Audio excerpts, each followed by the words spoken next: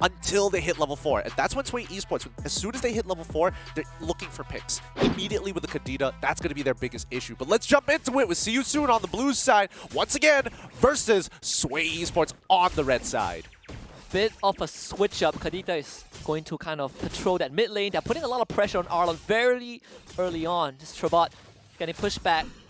Tank Arlot again, but in this case, they're just squishier targets on the side of Sway Esports for him to comfortably jump on. Absolutely, and they want to make sure that Breakeven at least gets level 2, and they abuse the fact that, hey, if Barbie Cheese shows up in the EXP lane and absorbs the wave with Haroski, they are both going to get level 2 straight away. So, little losses on all sides. Yeah, Kyrie gets the Little Wonder as well, and Breakeven shows up the top side.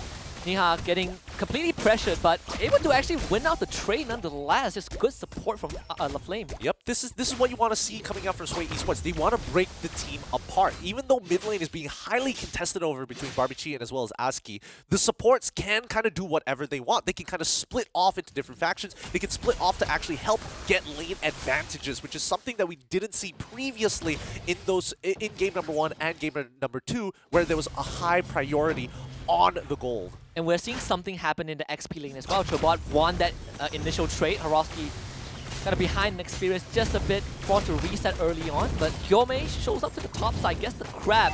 Now they are ready for that turtle fight. This is the level 4 spike we're looking for, but Breakeven isn't there yet. Wait, Barbichi is at level 4 as well, and yeah. Haroski, I don't think he can afford to start sharing the EXP in this sec. Actually, no, he can with the next wave, but will he walk into this?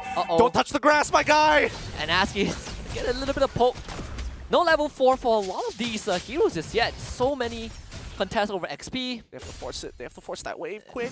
Both Gyome and Kyrie on top of the turtle, but of course Gyome, he needs help right now. Turtle dropping low, down to the threshold. Kyrie wins the retry war, but now real world manipulation is out, forcing out 2 flickers. Kyrie in the midst of things that brings the rev into a Numenor blast. Oh, Trabot straight to the back line. Breakeven forced away, first blood achieved. Haroski taunted up, and he needs help from his friends, but his friends have abandoned him.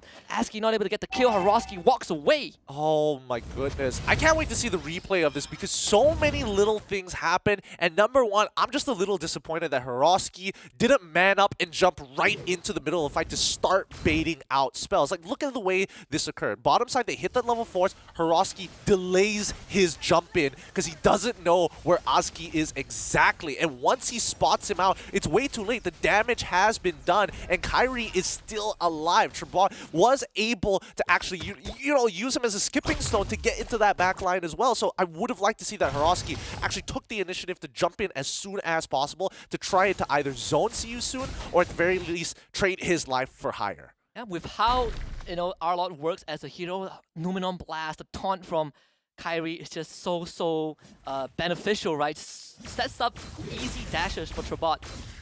Obviously, it's just a first blood, not too big of a lead, but we're seeing kind of how See You Soon wants to take these fights, and Haroski just a lot more hesitant than he was when he was on that glue. Yeah, definitely. He's not feeling as confident here, but I definitely understand. As a Lapu Lapu player, it's like, you can all in, but you end up dying in situations like this when you know a dive is going to come. Maybe I shouldn't have traded at this point in time, but at least I shoved out the wave. Just getting completely pressured, and Kyrie will just cut the wave. They will crash. See You Soon able to crash that bottom tier 1. Merp getting gone on, but they will good punish onto the flame. Niha straight to the back line with that blazing duet, but yeah, he is gone. Well, okay, pulls out a magic trick, but just no way out. Yep, absolutely no way out. A successful dive on the top side of the map. However, the turtle will be spawning there soon, and they're not going to have some important ultimates. Haroski, wow, he didn't die, and look at him absolutely winning out these trades. He knows his item power spikes. Well done, Haroski, building back that confidence, and this turtle should fall into the hands of Sway. The flame just got back, does have the Numenor blast and the flicker. Will this fan prediction give them the second turtle? It's dropping very low. Retry too early from Kyrie. Gyome just takes it and runs. Gyome didn't even have to use this retribution as well. A little unfortunate at the end of the day, but don't worry about it. See You Soon. We can scale here. Oh, man, it annoys me that Kadita Roam is so effective. Yeah, you just have a free get out of jail button. Yep, a free get out of jail button. She can one-shot you. Yeah. She's always relevant. You think you have an escape mechanic? Don't worry, you're stunned up because I petrify. So many good things about Kadita. That's it defies everything that a mage should be. Yeah, when you say enchanter mages, Kadita doesn't pop up on the list. Kadita's an assassin. They need to relabel her. Get categorized her as an assassin. No longer a mage. The top assassin picks in the support position. Selena, Magic number version. 1. Destroys your health bar, you know. Selena, Natalia, Kadita. Now the rest of the team is actually trying to control this mid lane. I don't expect much to happen from this stage onwards. I feel like, for the most part, the EXP lane is pretty much set. Trabot understands he can't really contest Haroski unless he builds full damage, and the fact that he took Concussive Blast, he's technically an emblem down. Oh, now they get a petrified burst damage onto Kyrie, but he just dashes out. Skillful manipulation also used as well. Neha coming in from the side. They have nothing to stop him. Kadita is down. Merps get away, but that top lane opened up. Oh, you hate to see a break even, like, sets it up perfectly, doesn't one-shot Kyrie, unbelievable amount of health that he has to cut through, ends up dying because of the Noon Bomb. Oh, at the end of the day, the death doesn't really matter, but that turret does. So indirectly, her death caused top tier 1 to break. And it's not an easy target to go on as well, right? Break even doesn't even have his first item yet, and Kyrie, yeah, he already has the Molten Essence. It's kind of building up on magic resist as well. So I think that is kind of the last one you want to go. I feel like they're banking on bursting him before he gets any of his combos off, but he just dashes out of the Eve ult. I mean, that would be ideal here, but at the end of the day, Sway Esports still has Merps, and he's going pretty toe-to-toe against Neha as of right now. Haroski did get that Bloodlust hack, so it means that he should honestly take the initiative because of the Bravest Fighter. Looking for the turtle, third turtle of the game, and Gyome, well, wins it again.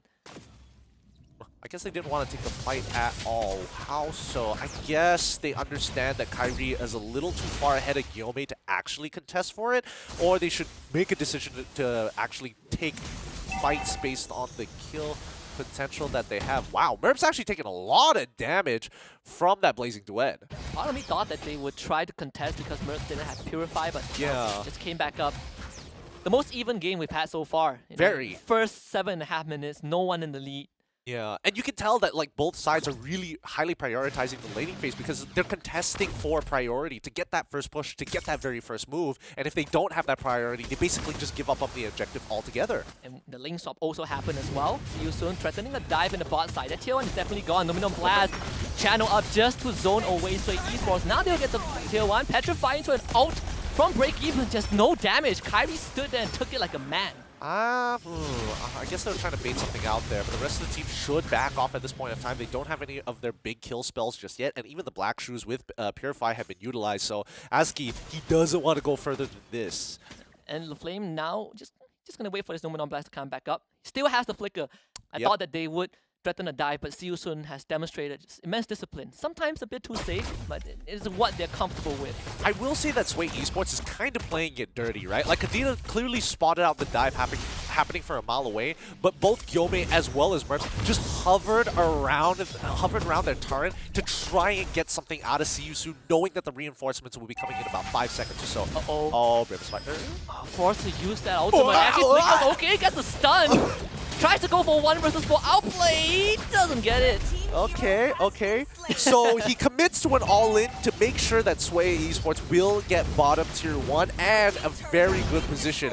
I don't think the Flicker was necessary. Maybe just the ult if he really wanted to sacrifice his life in that spot. But now Sway Esports in a one-man down situation. They still need to buy at least for, I would say, about 12 seconds worth of time so that we see Haroski actually participate in this upcoming fight. I honestly thought he could have gotten away, right? But he just, something flipped. He was like, you know what? I'm going in, guys. Lord down to 40% health. Can Gyome make the steal again? This time they go on him. Gyome is still alive. Has it Ashura? The Lord! Oh my goodness! Gyome, you thief in the night. Double for Merp. Haroski now in the front line, getting chunked down by Neha. LaFlame and also throwing his body in front. It's going to be Aski dealing the damage. So Esports walks away with 3 kills and a Lord steal. Oh, huge Lord steal. Huge play coming in from Gyome, who was a full level down on Kyrie at that point of time.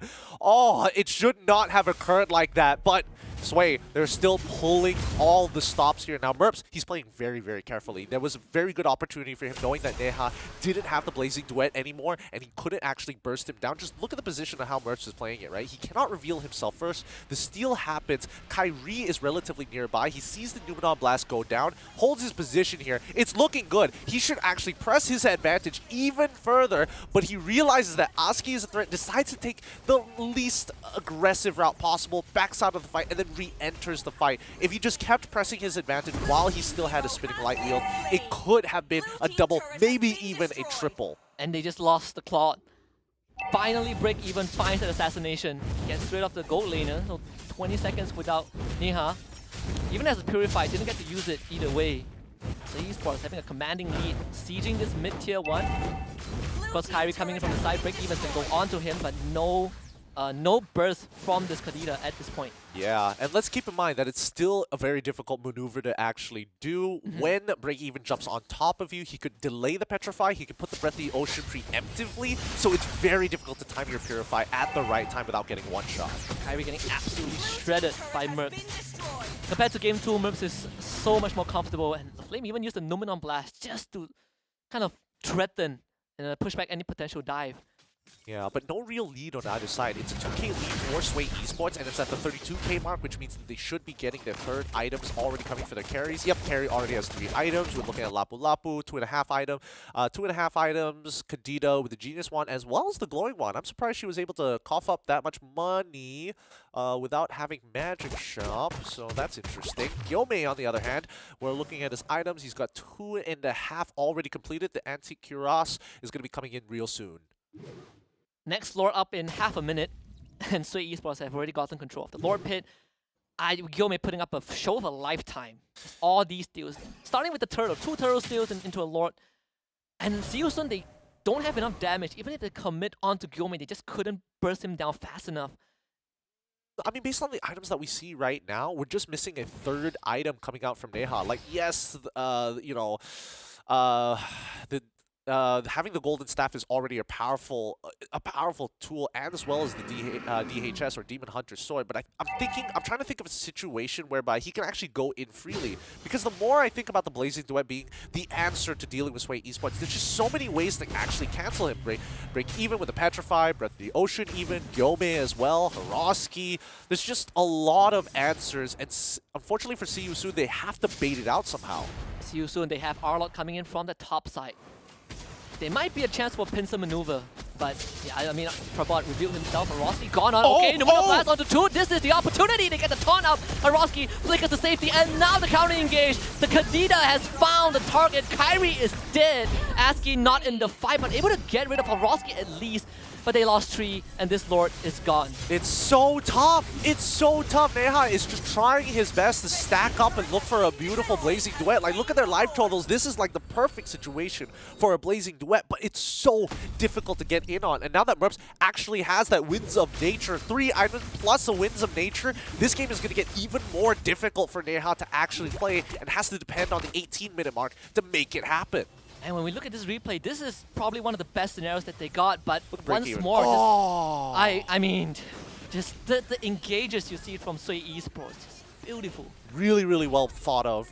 They understand the shape of the fight before it even happens. They're thinking of different angles, and Seosun is really tunnel visioning onto, man, that's a lot harder to say, tunnel visioning on towards the wrong things in the game. And I mean, it's a small screen. I can definitely understand, but they have to understand where Break Even is specifically.